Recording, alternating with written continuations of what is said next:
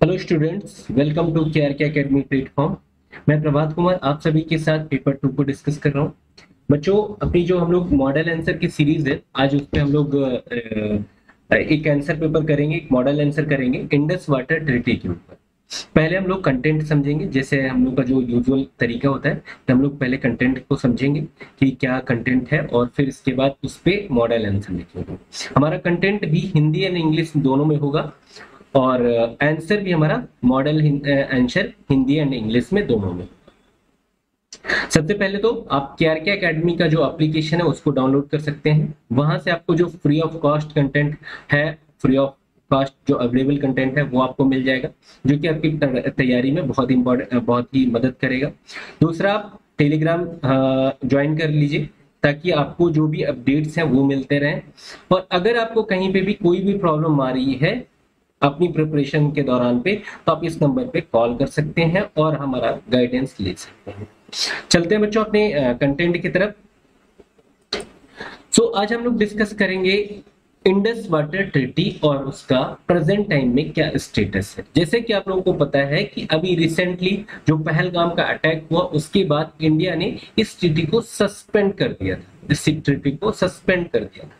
तो इसका मैकेनिज्म क्या है, इस इंडस वाटर ट्रीटी का इंपॉर्टेंस क्या है, क्या क्या चीजें हैं, और इसमें इससे कैसे पूछा जा सकता है यूपीएससी सीएपीएफ असिस्टेंट कमांडेंट के एग्जाम। सबसे पहले तो ये जो ट्रीटी है ये 1960 में साइन की गई थी भारत और पाकिस्तान के बीच, जिसका मेडिटेशन जो मध्यस्थता की गई थी वो वर्ल्ड बैंक के द्वारा इसमें की गई थी। इसमें 6 रिवर्स का जो वाटर है उसको डिस्ट्रीब्यूट करने की बात की गई थी कि हम किस तरीके से इसको डिस्ट्रीब्यूट करेंगे। और अब तक ये ट्रीटी सबसे बेहतर तरीके से चली आ रही थी, अब तक बहुत अच्छे से चली आ रही थी। लेकिन रिसेंट जो इश्यूज हुए, जो कि इवेंट्स हुए, जो घटनाएं हुई, उसके चलते भारत ने इसको सस्पेंड किया हुआ है, सस्पेंड कर दिया है। तो इसको हम लोग समझते हैं। सबसे पहले तो हम लोग हिस्टोरिकल बैकग्राउंड इसका जान लेते हैं कि कब स्टार्ट की गई, क्या क्या इसका रहा। तो जैसे कि सबको पता है कि हम लोग 1947 में भारत और पाकिस्तान दो देश बने। इट मींस कि ब्रिटिश से हम लोग आजाद हुए, और आजाद होने के बाद पार्टीशन हुआ भारत का, और भारत और पाकिस्तान बने। तो पाकिस्तान क्या है कि लोअर रिपेरियन, मतलब निचला स्थान पड़ गया, नीचे की तरफ पड़ गया, जिसकी वजह से यहाँ पे वाटर का जो प्रॉब्लम था, जो वाटर कंट्रोल था 6 रिवर्स का, इंडस रिवर सिस्टम का जो कंट्रोल था वो भारत के पास आ गया। बात समझ रहे? इंडस रिवर सिस्टम में कौन कौन सी 6 नदियां हैं। इंडस है, झेलम है, चिनाब है, Ravi, Sutlej and Beas. In 6 reverse का इसके पास सिस्टम। तो जब आजाद हुआ तो पाकिस्तान के साथ ये प्रॉब्लम आ गई कि पाकिस्तान को वाटर का जो कंट्रोलिंग था वो इंडिया के हाथ पे आ गया। बात समझ आ रही? फिर वर्ल्ड बैंक निकल करके आता है और कहता है भैया मैं आपके बीच पे मीडिएशन करके इस जो इशू आ रहा है उसको सॉल्व कर सकता हूं। उन्होंने कहा कि चलो ठीक है, आप इसको मतलब एक मेडिटेशन प्रोवाइड करो। और उसके मध्यस्थता के चलते 19 सितंबर 1960 में वो इंडस वाटर ट्रीटी को साइन किया गया। साइन किसके द्वारा किया गया? जवाहरलाल नेहरू, जो कि इंडिया के प्राइम मिनिस्टर थे उस टाइम पे, और मोहम्मद अयूब खान, जो उस टाइम पे पाकिस्तान के प्रेसिडेंट थे, उनके द्वारा ये साइन किया गया। और जो वर्ल्ड बैंक के रिप्रेजेंटेटिव थे WEB इलिफ के द्वारा इसमें साइन किया गया, इस वाटर ट्रीटी में साइन किया गया। इसके अलावा इसमें लोग एलोकेशन क्या है, रिवर एलोकेशन क्या है, जैसे कि इंडस है, झेलम है, Indus,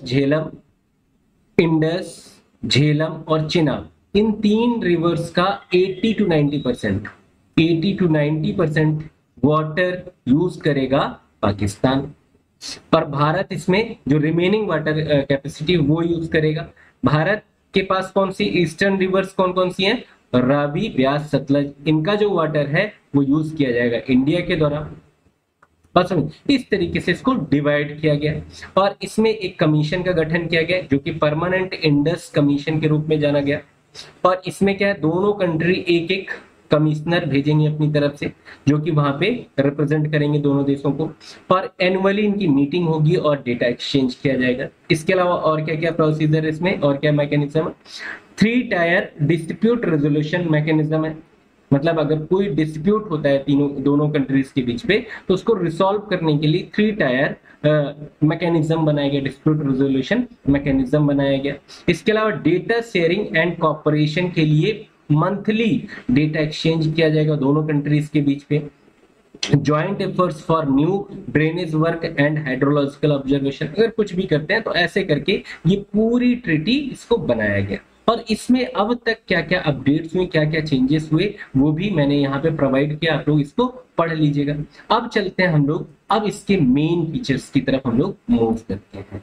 legal framework and limitations, इसको हम लोग समझेंगे। और इन्हीं का जो मतलब इशू आ रहा है ना, जो अभी इंडिया ने सस्पेंड किया, तो इंडिया ने कैसे सस्पेंड कर दिया, क्या पाकिस्तान के पास कुछ और पावर्स हैं जिनको यूज करके इंडिया के अगेंस्ट पे यूज कर सकता है, या भारत को दंडित कर सकता है, या कुछ भी ऐसे क्या क्या इशूज हैं जिनको हम लोग इसको सॉल्व करेंगे। बात समझ आ रही है? फिर इस पे मॉडल आंसर लिखेंगे हिंदी एंड इंग्लिश में। तो ये जो ट्रिटी है ये एक परपीचुअल ट्रिटी है, इट मींस स्थायी संधि है, ये स्थायी संधि है, स्थायी ट्रिटी है। मैंने हिंदी में भी कंटेंट दिया हुआ है, अभी जो हिंदी वाले बच्चे हो परेशान नहीं हो। तो इसमें क्या कहा गया है कि नो एग्जिट क्लॉज, मतलब कोई भी कंट्री चाहे वो भारत या पाकिस्तान, मतलब यूनिलैटरली मूव नहीं कर सकती या बाहर नहीं हो सकती, या इस ट्रीटी को अबॉलिश नहीं किया जा सकता, समाप्त नहीं किया जा सकता। बात समझ आ रही? केवल अमेंड किया जा सकता है, वो भी कैसे? दोनों का कंसेंट होना चाहिए, दोनों कंट्रीज के बारे में एग्री होना चाहिए। इसके अलावा एक कॉन्सेप्ट है यहाँ पे ICJ, international court of justice jurisdiction denied. यहाँ पे इंटरनेशनल कोर्ट ऑफ ज्यूरिसडिक्शन जो है वह डिनाइड है। बात समझ आ रही? क्लियर हुआ? इसमें क्या है कि इंडिया के पास एक रिजर्वेशन है जिसमें कहा गया है कि इंटरनेशनल कोर्ट ऑफ जस्टिस है, वहां पे भारत के पास ऐसी पावर है, भारत ने क्या किया है कि कंपलसरी ज्यूरिसडिक्शन, कंपलसरी ज्यूरिसडिक्शन,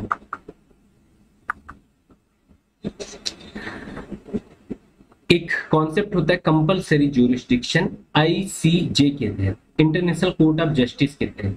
अगर कोई कंट्री इसको एक्सेप्ट कर लेती है तो उसके अगेंस्ट पे कोई भी मुकदमा दायर किया जा सकता है, केस रजिस्टर किया जा सकता है। लेकिन अगर कंट्री एक्सेप्ट नहीं करती है तो उसके अगेंस्ट पे केस तभी रजिस्टर्ड किया जाएगा जब वह कंट्री प्रिपेयर होगी कि हाँ चलो मैं भी तैयार हूँ इस चीज को साइन करने के लिए। लेकिन भारत ने क्या किया कि इस कॉन्सेप्ट को एक्सेप्ट ही नहीं किया, इसको एक्सेप्ट ही नहीं किया है।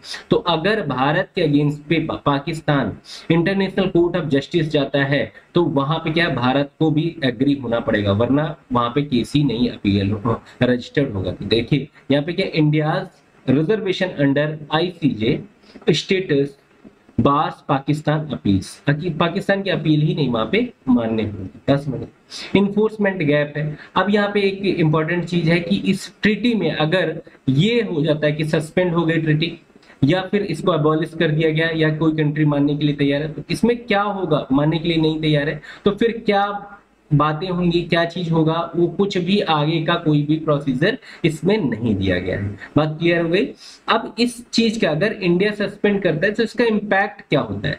इंडिया ने सस्पेंड किया तो उसका इम्पैक्ट क्या होगा पाकिस्तान के ऊपर? क्या है कि 90% जो पाकिस्तान की जो खेती किसानी है, एग्रीकल्चर है, वो इरिगेशन के ऊपर डिपेंड करती है, रिवर इरिगेशन या कैनाल इरिगेशन के ऊपर, जिसमें से 80% जो हिस्सा है ना वो इंडस रिवर सिस्टम से आता है। इंडस रिवर सिस्टम में कौन कौन सी नदियां? इंडस, झेलम एंड चिनाब, इन 3 नदियों का जो वाटर है वहां की इरिगेशन के लिए 80% रिस्पॉन्सिबल है। तो वो एक एग्रीकल्चरल प्रॉब्लम आ जाएगी। फिर दूसरा है कि अर्बन वाटर क्राइसिस आ जाएगा। कुछ कंट्री जैसे कराची एंड लाहौर, ये इंपॉर्टेंट कंट्रियां पाकिस्तान की इन रिवर्स के अलाइन पे हैं, तो उनको भी प्रॉब्लम आएगी। इकोनॉमिक इंपैक्ट, अब देखो जो पाकिस्तान की जीडीपी है उस पे 23% हिस्सा, 23% हिस्सा एग्रीकल्चर सेक्टर से कंट्रीब्यूट किया जाता है। अगर वहां पे इस तरीके का प्रॉब्लम आएगी, हैम्पर्ड होगा, वहां की इरिगेशन सिस्टम हैम्पर्ड होगा, तो उससे जीडीपी को बहुत बड़ा नुकसान उठाना पड़ सकता है। बात समझ आ रही है? तो ये कुछ इशू पाकिस्तान के संदर्भ में आएंगे। अब भारत के लिए क्या आएगा? भारत को तो बढ़िया है, भारत के लिए तो एकदम फर्स्ट क्लास रहेगा कि इनको इंक्रीज लेवरेज, इनको फायदा मिलेगा, control over water rivers, hydro power boost होगा, इनका फ्लड मैनेजमेंट होगा, reduce data sharing can halt, advance flood warning to Pakistan, मतलब पाकिस्तान को ये भी डेटा नहीं दिया जाएगा कि आपके ऊपर क्या फ्लड आने वाला है। डिप्लोमेटिक टूल है भारत के लिए, एक तरीके से ये सॉफ्ट पावर वीपन हो सकता है। अभी देखो इस तरीके की जो चीजें ना बहुत ही इंपॉर्टेंट हो गई आज के टाइम में, कि किस तरीके से उनका एक्शन लिया जा रहा है, किस तरीके से इनको यूज किया जा रहा है डिप्लोमेटिक ऑब्जेक्टिव्स के लिए। सो ये इंडिया के लिए कुछ इंपॉर्टेंट फायदे होंगे। इसके अलावा स्ट्रेटजिक एंड जियोपॉलिटिकल डायमेंशंस में वाटर एज अ वेपन के रूप में यूज हो रहा है, जैसे कि मैं आप लोगों को बार बार बता रहा हूँ। The shift signals India's willingness to leverage water as strategic capital. बात समझ आ रही? तो ये जो पॉइंट्स है ना, आपको इनको एस्से में मेंशन करना है। Regional stability at risk, water insecurity में इंक्रीज क्रॉस बॉर्डर टेंशन, जाहिर सी बात चाइना फैक्टर। अभी देखो इंडिया का जो ब्रह्मपुत्र रिवर है ना, वो अगर हम इंडिया का बॉर्डर देखें तो यहाँ पे नेपाल, यहाँ पे सिक्किम, और फिर ऐसे करके अरुणाचल प्रदेश वाला एसेंशियल, और यहीं से ऐसे यहाँ पे ब्रह्मपुत्र रिवर आती है, यहाँ से निकलती है मानसरोवर झील से, और यहाँ से निकलने के बाद यहाँ से आती है और यहाँ पे इंटर होती है। पूरा कंट्रोल चाइना के पास है। अगर पाकिस्तान, भारत जैसे पाकिस्तान के सर कर रहा है, चाइना ने भी यहाँ पे ऐसे ही किया, पूरा कंट्रोल रोक लिया, तो ब्रह्मपुत्र रिवर जो कि काफी कुछ जो अपने जो उत्तर पूर्वी राज्य हैं, असम और ये राज्य हैं, तो यहाँ पे वाटर का जो मतलब एक्सेस है वो हैम्पर्ड हो जाएगा, और जो कि प्रॉब्लम क्रिएट हो सकता है। ग्लोबल क्लाइमेट कॉन्टेक्स्ट है, changing hydrology due to climate change demands renegotiation of outdated treaties, मतलब इनको दोबारा से साइन करने या इनको चेक करने की जरूरत है, रिव्यू करने। तो अब ये देखिए हिंदी में है कि इस ट्रीटी को समझना, मतलब सबसे इंपॉर्टेंट क्या है कि इस ट्रीटी को समझना क्या है, ये एक स्थायी संधि है। स्थायी संधि है, मानी स्थायी संधि है, इसका मतलब है कि यूनिलैटरली टर्मिनेशन इसमें पॉसिबल नहीं है, एक तरफा इसमें कोई भी देश एक विकल्प नहीं चूज कर सकता। कानूनी स्थिति ये है कि धारा 12 जो सेक्शन 12 है इस ट्रीटी का, कि दोनों पक्षों की आपसी सहमति के बाद ही कोई भी निर्णय लिया जाएगा। बात समझ आ रही? यह एक अंतरराष्ट्रीय दायित्व है, अगर कोई भी देश अकेले से रद्द नहीं कर सकता, यह एक अंतरराष्ट्रीय दायित्व है। एक ट्रीटी है, Vienna convention on law of treaties. अगर आप इस तरीके की जो पॉइंट्स है ना अपने एस्से में लिख देते हैं, तो आपका एस्से जस्ट डबल हो जाएगा आपके मार्क्स। व्यवहारिक प्रभाव क्या है? भारत यदि इसे रद्द करना भी चाहे तो उसे पाकिस्तान सहमति नहीं देगा, तो अब भारत क्या करता है? इसको समाप्त नहीं करता है, इसको एबॉलिश नहीं करता है, इसको निलंबित करता है, सस्पेंड करता है। तो ये कुछ इंपॉर्टेंट एस्पेक्ट हैं इस ट्रीटी के, आप लोगों को समझने चाहिए, तभी आपका आंसर बेहतर तरीके से आप इसको प्रेजेंट कर पाएंगे। आगे चलते हैं हम लोग बच्चों। और क्या चीजें हैं कि भारत, वही वाली बात जो मैंने आपको बताया कि इंटरनेशनल कोर्ट ऑफ जस्टिस का कंपलसरी ज्यूरिसडिक्शन एक्सेप्ट नहीं करता है, उस पर साइन नहीं किया, स्वीकार नहीं किया। तो इससे क्या है कि भारत के खिलाफ सीधे केस नहीं किया जा सकता खुद जब तक राजी ना होगा। इसका परिणाम क्या होगा कि पाकिस्तान IWT पर, इंडस वाटर ट्रीटी पर यदि भारत के विरुद्ध अंतरराष्ट्रीय न्यायालय में जाना भी चाहे तो उसे भारत की अनुमति लेनी पड़ेगी, जो कि स्वाभाविक रूप से नहीं मिलेगी। तो इस तरीके के ये पॉइंट्स इंपॉर्टेंट हो जाते हैं।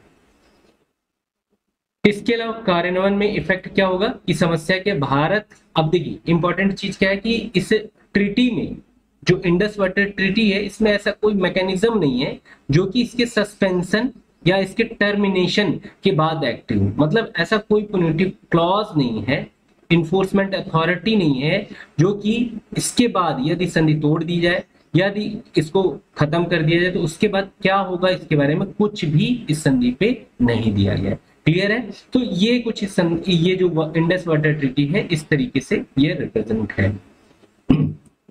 इसका कंक्लूजन है कि Indus water treaty once a beacon of peaceful cooperation has now become entangled with security imperatives and geopolitical strategy. The 2025 suspension underscores a new era in water diplomacy where blood and water cannot flow together, reflect the hardening stance in India's foreign policy. बात समझ रहे? अभी India की जो foreign policy है वो क्या कह रही है कि blood and water can not flow together. As South Asia faces increasing water scarcity and climate threats, regional frameworks like IWT, Indus Water Treaty, must evolve to balance peace, development and national interest. बात समझ रहे? National interest मतलब national security को भी ध्यान में रखते तभी ये सब चीजें पॉसिबल हो सकती हैं। अब हम लोग आते हैं मॉडल आंसर के ऊपर। ये कुछ ऐसे के टॉपिक हैं, आर्गुमेंट रिपोर्ट राइटिंग के टॉपिक हैं, इनको आप ध्यान पूर्वक देख लीजिए और अगर आपको समझ में आए तो इन पे आंसर लिखे। मैंने एक आंसर लिखा है water security and national security the Indus water context. इसके संबंध में हम लोगों ने एक आंसर लिखा हुआ, उसको आज हम लोग डिस्कस करेंगे। ये इंग्लिश में है, आप लोग इंग्लिश में देखिए, एक स्लाइड, दो स्लाइड। पहला क्या है, इसमें इंट्रो मैंने लिखा है, ये क्वेश्चन हो गया और इसका ये इंट्रो है, सारी चीजें कि कब साइन हुआ, क्या क्या साइन हुआ, कैसे इसको सस्पेंड किया गया, फिर इसका जो मेन थीम है, इसकी मेन बॉडी। अभी एक टॉपिक एक पैराग्राफ पे, फिर ये दूसरा और इसके बाद ये कंक्लूजन इसका लिखा गया। तो इस तरीके से मैंने इंग्लिश में लिखा। हम लोग इसका पढ़ेंगे हिंदी में, आंसर इसका पढ़ेंगे।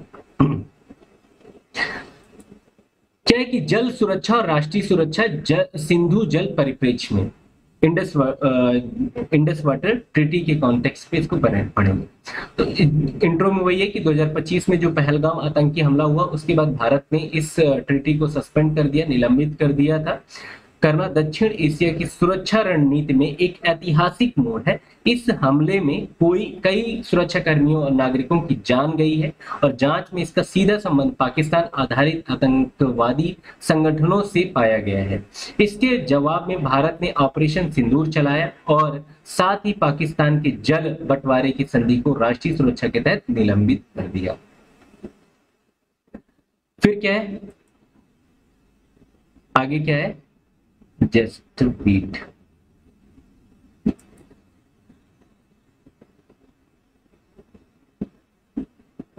just beat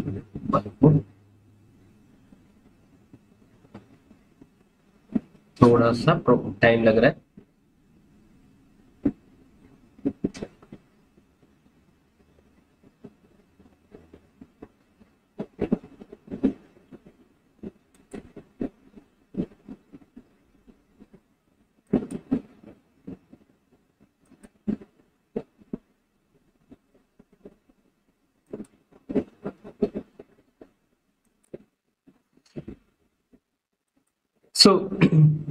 फिर सेकंड क्या है कि 1960 में 1960 में यह जो संधि थी यह हस्ताक्षरित किया गया था। युद्धों और राजनयिक तनावों के बावजूद भी प्रभावी थी, लेकिन बदलते समय और पाकिस्तान द्वारा लगातार सीमा पार आतंकवाद को बढ़ावा देने की पृष्ठभूमि में यह आवश्यक हो गया था कि भारत अपनी रणनीति और संसाधन आधारित नीतियों पर पुनर्विचार करें। संधि के अनुसार भारत केवल 3 पूर्वी नदियों रावी, ब्यास और सतलज का उपयोग कर सकता है, जबकि 80% जल पाकिस्तान को जाता है। यह स्थिति अब भारत के हितों के अनुकूल मानी जा रही। बात समझे?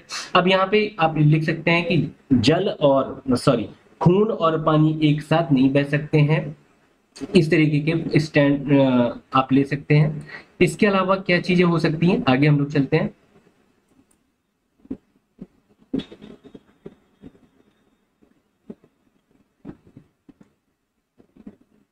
जस्ट बीट हो चुकी।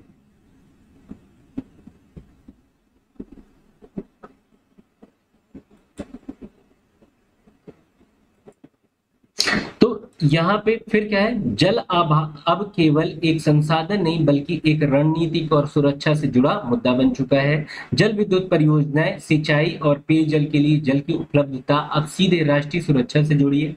भारत अब अपने अधिकारों का उपयोग करते हुए जम्मू कश्मीर में परियोजनाएं तेजी से बढ़ा रहा है। निष्कर्षतः पहलगाम हमले और ऑपरेशन सिंदूर के बाद भारत ने यह स्पष्ट कर दिया कि जल सुरक्षा को अब राष्ट्रीय सुरक्षा से अलग नहीं किया जा सकता। यह नीति अब अधिक सशक्त और आत्मनिर्भर और सुरक्षा केंद्रित है। तो अब ये बात समझ में आई बच्चों कि अभी क्या है कि भारत ने क्या किया है कि जल और जो वाटर और खून और पानी एक साथ नहीं बह सकता, मतलब कि अभी जल को जो है अभी एक सॉफ्ट पावर वेपन के रूप में इंडिया यूज कर रहा है, सॉफ्ट पावर वेपन के रूप में यूज कर रहा है कि अगर तुमने मुझे थोड़ा सा भी परेशान किया तो आपके ऊपर ये इस तरीके का सैंक्शन लगा सकता हूं मैं, आपको मैं साइड लाइन कर सकता हूं, आपकी बहुत सारी प्रॉब्लम्स को क्रिएट कर सकता हूं। तो ये एक इंपॉर्टेंट एस्पेक्ट है यूपीएससी एग्जाम के रिगार्डिंग भी। आप इसको अच्छे से प्रिपेयर करें, जो कंटेंट मैंने दिया है उससे अपने आंसर को और बेहतर तरीके से प्रेजेंट करें। आप अपने आंसर को लिख के KRK एकेडमी एप्लीकेशन में अपलोड भी कर सकते हैं, जिसको मैं रिव्यू करके आप तक पहुंचा भी सकता हूं। अगर आपको इसके संबंध में और भी जानकारी चाहिए तो इस नंबर में कॉल करें और हमसे कांटेक्ट कर सकते हैं बच्चों। थैंक यू बच्चों, थैंक यू।